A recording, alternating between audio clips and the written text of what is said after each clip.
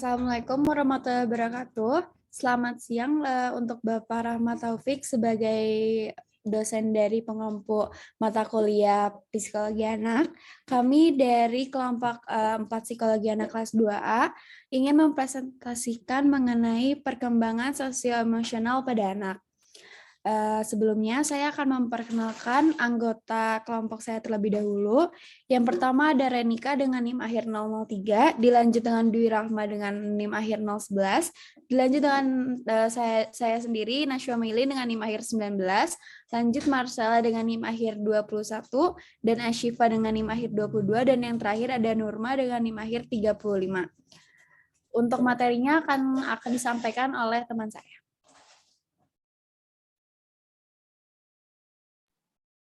Baik, pembahasan yang pertama itu ada emosi. Selanjutnya,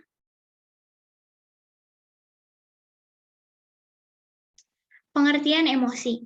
Emosi merupakan perasaan atau afeksi yang melibatkan keterbangkitan fisiologis, pengalaman, dan behavioral expression.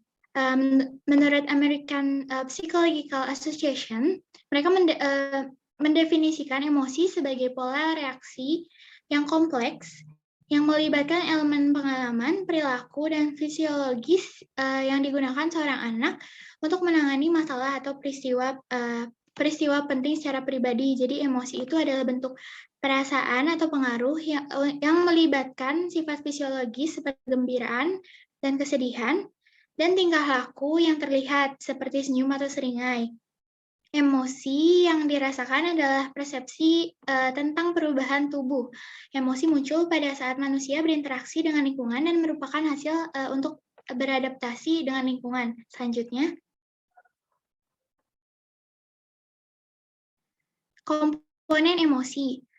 Emosi melibatkan 3 komponen utama. Yang pertama ada perubahan fisiologis terjadi pada wajah, otak, dan tubuh. Komponen ini terdiri dari bagian-bagian psikis dan mewakili beberapa tindakan seperti kerja otak, detak jantung, respon kulit, atau tingkat hormon. Jadi kalau misalnya untuk perubahan fisiologis ini berupa emosi yang tidak terlihat. Yang kedua ada proses kognitif. Kalau ini terjadi interpretasi terhadap suatu peristiwa. Interpretasi itu pemberian kesan atau pandangan. Komponen ini terdiri dari pikiran seseorang dan kesadaran akan bagian-bagian emosionalnya atau perasaan. Yang ketiga ada pengaruh budaya atau ekspresi emosi. Yang ini tuh dipengaruhi oleh lingkungan sama orang-orang sekitar.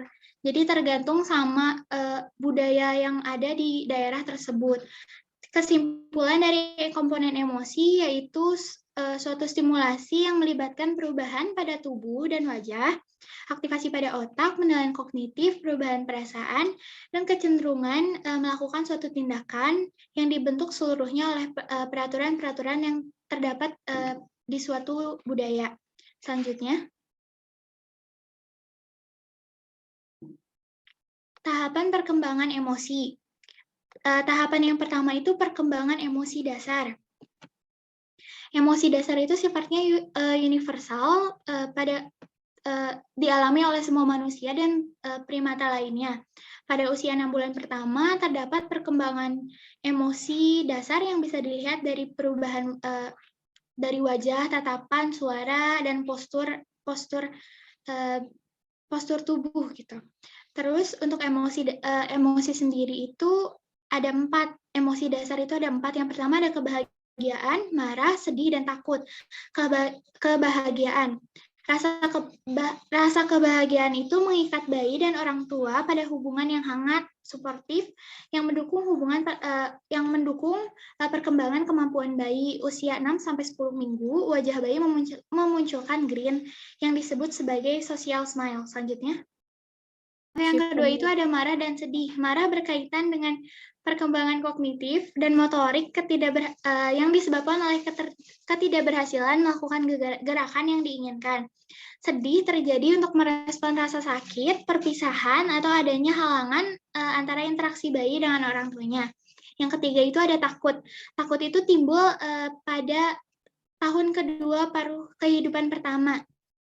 ekspresi takut ini yang paling sering terjadi itu karena takut terhadap orang dewasa yang tidak familiar. Nah, perasaan takut ini ketika pada bayi itu stimulusnya tuh muncul karena suara keras, ditinggal sendirian, atau orang asing di lingkungannya. Terus kalau misalkan untuk kondisinya itu bakalan datang tiba-tiba dan tidak terduga. Reaksi dari rasa takut bayi itu biasanya menangis. Terus kalau misalkan kondisinya itu sama, datang tiba-tiba dan tidak terduga. Reaksinya itu panik, lari, menghindar. Jadi kalau misalnya ada sesuatu yang anak pada usia anak awal itu ditakuti, mereka akan panik atau menghindar. Terus kalau pada usia akhir, itu stimulusnya bisa dikarenakan oleh perasaan frustasi atau merasa terancam harga diri. Kondisinya itu, kalau untuk pada usia anak akhir itu, mereka udah bisa menilai kemampuan berpikirnya gitu. Kalau reaksinya itu bisa secara langsung ataupun nggak langsung. Selanjutnya,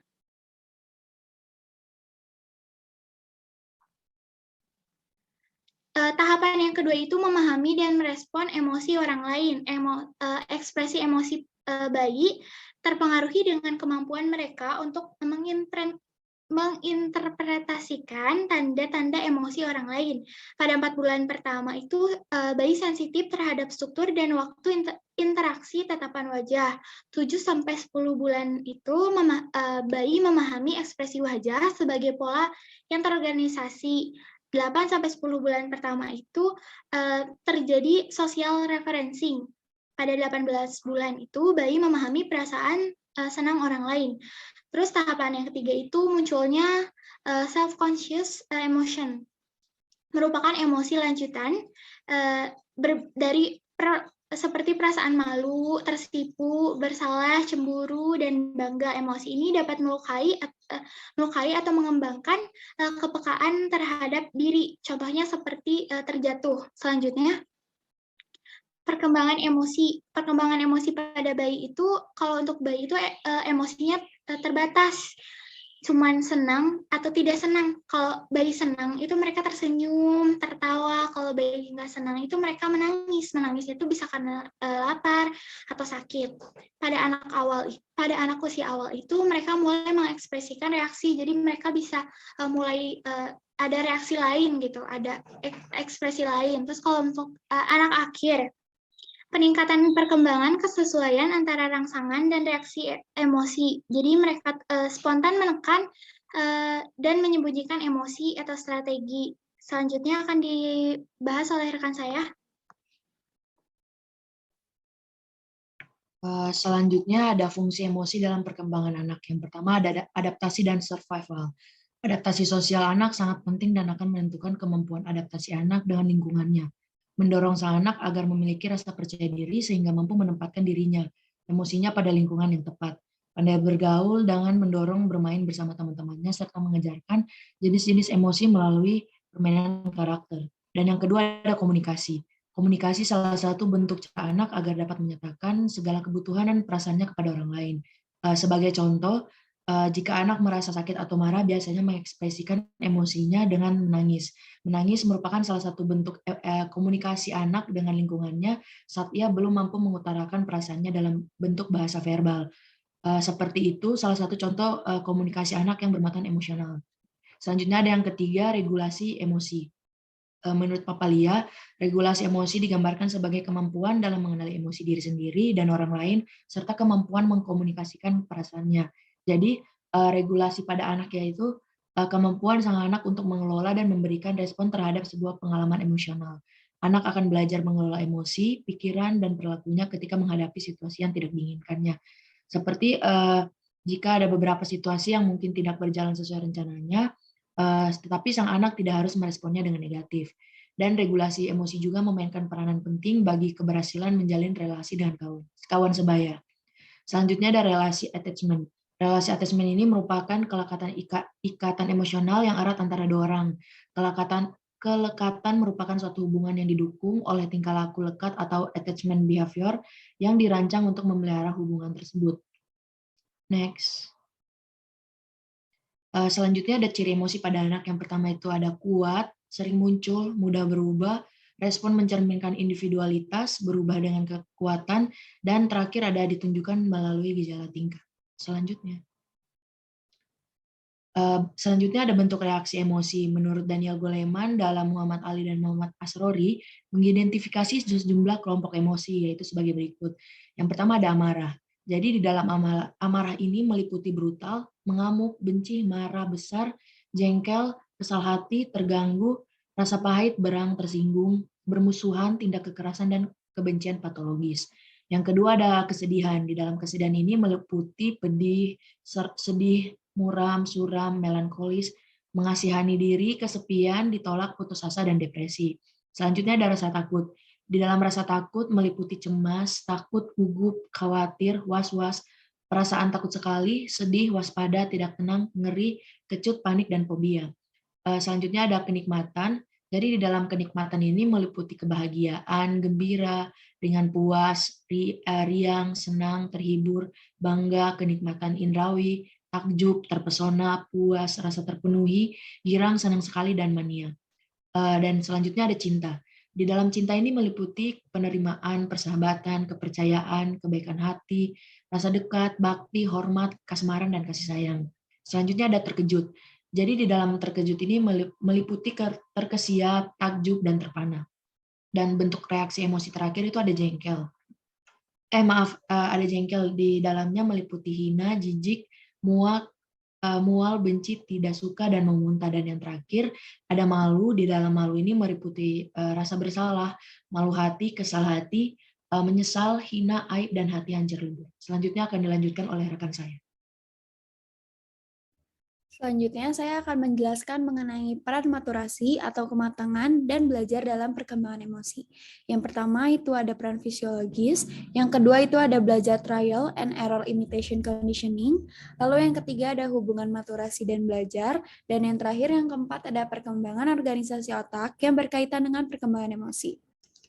Selanjutnya akan membahas mengenai perkembangan emosi periode childhood. Lalu yang pertama itu di umur 2-3 tahun itu ada peningkatan istilah-istilah yang menggambarkan emosi, anak belajar sebab dan akibat emosi. Lalu yang pada umur 3-4 tahun itu ada mulai tumbuh kemampuan regulasi emosi dengan cara memverbalisasi seperti kata ibu, iya sebentar lagi pulang, atau melakukan cara lain seperti menutup mata ataupun muka untuk mengurangi rasa takutnya. Lalu ada mulai tumbuh rasa bersalah atau kebanggaan terkait dengan evaluasi tentang self-esteem-nya. Lalu pada umur 4 tahun, anak telah mampu mengidentifikasi penyebab munculnya emosi secara akurat. Selanjutnya, anak telah mampu memprediksi tindakan selanjutnya dari pemunculan emosi. Dan yang terakhir itu ada di umur 4-5 tahun, yaitu ada kemampuan untuk bercermin pada emosi. Kejadian yang sama bisa menimbulkan perasaan berbeda terhadap orang yang berbeda, lalu kesadaran mengendalikan dan mengelola emosi untuk memenuhi standar sosial. Selanjutnya ada kapasitas lain yang muncul pada early childhood, yaitu ada simpati dan juga empati. Dilanjut, itu ada perubahan emosi pada masa middle childhood, yaitu ada meningkatnya pemahaman emosi, dapat menahan atau menyembunyikan emosi negatif, dapat mengarahkan perasaan dengan strategi self-initiated, berkembangnya kapasitas dalam memunculkan empati yang tulus, meningkatnya kecenderungan dalam memperhitungkan peristiwa-peristiwa yang menimbulkan reaksi emosi. Untuk selanjutnya bisa dilanjut dengan rekan saya. Selanjutnya adalah mengenai perkembangan sosial. Perkembangan sosial yaitu perolehan kemampuan bertingkah laku sesuai dengan norma, nilai, atau harapan sosial. Selanjutnya ada proses sosial. Proses sosial ini terdapat 3 tahap, yaitu yang pertama, bertingkah laku sesuai yang dapat diterima masyarakat, di mana perilaku individu ini menyesuaikan dengan tingkah laku di sekitarnya agar dapat diterima masyarakat. Yang kedua yaitu dengan memainkan peran sosial yang dapat diterima. Artinya individu dapat memainkan peran sosial yang diterima di lingkungan masyarakat. Lalu yang terakhir dengan mengikuti aktivitas sosial. Boleh di next? Selanjutnya ada bentuk-bentuk sosialisasi. Bentuk sosialisasi ini terbagi menjadi 3. Yang pertama yaitu individu sosial. Individu sosial ini perilakunya mencerminkan keberhasilan dalam 3 proses sosial di atas, sehingga mereka cocok dengan kelompok atau tempat mereka menggabungkan diri dan diterima sebagai anggota kelompok. Individu sosial ini artinya mereka berhasil melakukan bertingkah laku sosial, memainkan peran sosial, serta mengikuti aktivitas sosial. Lalu yang kedua ada individu non-sosial, di mana individu ini belum mampu melakukan salah satu proses sosial karena belum tahu tahu. Misalnya, di antara ketiga proses yang sebelumnya sudah disebutkan, individu tersebut tidak bisa mengikuti aktivitas sosial karena dia belum sanggup. Maka ia akan dikatakan sebagai individu non-sosial karena tidak mampu melakukan salah satu dari ketiga hal di atas. Lalu yang terakhir ada individu antisosial, di mana individu ini paham tentang tingkah laku yang sesuai dengan norma, tapi dia langgar. Artinya individu tersebut paham cara berproses sosial, namun ia tidak mengikuti ketiga hal itu, yaitu bertingkah laku sesuai dengan yang dapat diterima masyarakat, memainkan peran sosial, serta memiliki aktivitas sosial. Boleh dilanjut? Selanjutnya ada lingkungan sosialisasi. Lingkungan sosial ini terbagi menjadi 3. Yang pertama ada rumah, yang kedua ada sekolah dengan teman sebayanya, dan yang terakhir ada masyarakat. Selanjutnya akan dilanjutkan oleh teman saya yang lainnya.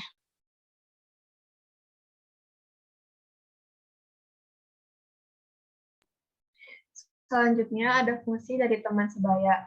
Yang pertama itu membantu belajar memahami aturan atau nilai melalui bermain. Yang kedua sebagai sumber informasi. Yang ketiga sebagai pendorong perilaku. Yang keempat sebagai model. Dan yang kelima sebagai standar perbandingan diri atau konsep diri. Fungsi teman sebaya itu anak-anak menerima umpan balik mengenai kemampuannya itu dari teman sebayanya.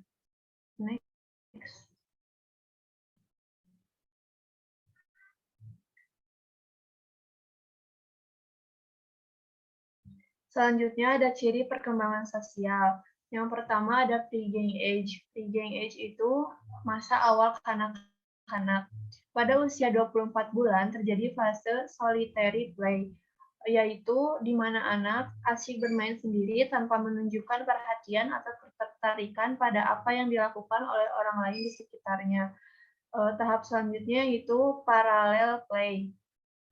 Parallel play ini ketika berusia balita, anak akan mengalami masa peralihan, yaitu dari yang bermain sendiri, kemudian mulai berbaur dengan teman-temannya. Namun pada awalnya mereka akan tetap bermain sendiri, meski sedang bersama temannya. Pada usia 26-60 bulan, terjadi fase cooperative play. Pada tahap ini, balita sudah dapat menggunakan semua kemampuan yang dia pelajari dalam tahap-tahap sebelumnya dan sudah cukup mampu berinteraksi sosial. Selanjutnya ada tidak membedakan jenis kelamin, lalu membentuk relasi dengan orang dewasa di luar rumah, berkomunikasi lebih dalam, usia kelompok atau gang age. Pada usia kelompok ini terjadi penerimaan teman sebaya, konformis dalam penampilan, bicara, dan tingkah laku. Lalu ada usia kreatif, terjadi malah menyalurkan energi ke dalam kegiatan kreatif. Pada usia bermain, keluasan minat dan kegiatan bermain. Selanjutnya.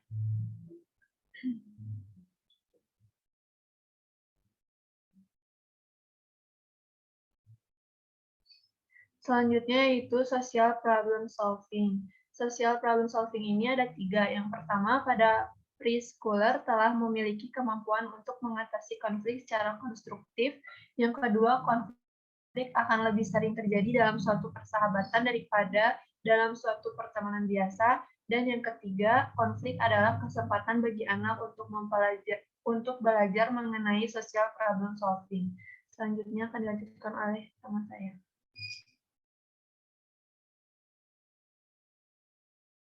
Oke, selanjutnya itu ada sosio-emosional. Perkembangan sosio-emosional menurut Santok pada tahun 2008 terkait dengan perkembangan diri dan perkembangan moral. Nah, berikut penjelasan kedua hal tersebut. Perkembangan sosio-emosional terkait dengan perkembangan diri dan perkembangan moral ada 2 aspek penting tentang diri, yaitu harga diri atau self-esteem dan identitas diri. Pada Santok pada tahun 2008 menjelaskan bahwa penghargaan diri atau self-esteem adalah pandangan keseluruhan dari individu tentang dirinya sendiri. Nah, penghargaan diri disebut juga dengan martabat diri atau self-worth atau gambaran diri yang disebut juga self-image. Seseorang yang rendah diri karena tidak diberinya dukungan emosional dan penerimaan sosial yang memadai. Rendah diri yang terus bertahan menjadi suatu problem yang serius dan bisa mengakibatkan prestasi yang buruk, depresi, gangguan makan, dan tindakan kejahatan. Next. Yang selanjutnya itu ada teori perkembangan sosio-emosional. Teori yang difokuskan dalam tulisan ini untuk menjelaskan perkembangan sosio-emosional yaitu teori ekologi dari Yuri Bronfenbrenner dan teori perkembangan rentang hidup lifespan dari Erikson pada buku Santrok tahun 2008. Nah, teori ekologi Bronfenbrenner ini memfokuskan pada konteks sosial, anak tinggal, dan orang-orang yang saling mempengaruhi perkembangan anak. Nah, teori ini terdiri dari 5 sistem lingkungan yang terdiri dari mikrosistem, mesosistem, ekosistem, makrosistem, dan kronosistem. Nah, mikrosistem ini memiliki arti setting atau pengaturan di mana individu lebih banyak menghabiskan waktu seperti dengan keluarganya, teman sebaya, teman sekolah, maupun tetangganya. Yang kedua itu ada mesosistem. Mesosistem ini ialah kaitan antara mikrosistem, misalnya hubungan pengalaman individu dengan keluarganya ataupun pengalaman keluarganya dengan sekolah. Nah, yang ketiga itu ada ekosistem yang terjadi ketika pengalaman ini diatur atau disetting yang mempengaruhi pengalaman individu dengan orang lain dalam konteks dirinya sendiri gitu. Yang keempat itu ada makrosistem, merupakan kultur yang lebih luas yang mencakup peran etnis dan faktor sosial ekonomi dalam perkembangan anak.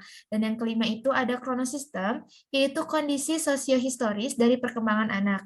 Misalnya, siswa saat ini tumbuh dalam kemajuan sistem teknologi informasi yang penuh dengan berbagai media. Mungkin cukup sekian materi hari ini, dikembalikan kepada moderator. Terima kasih. Baik, untuk presentasi mengenai hal ini dicukupkan sampai di sini. Mohon maaf jika ada kesalahan ataupun kekurangan. Terima kasih.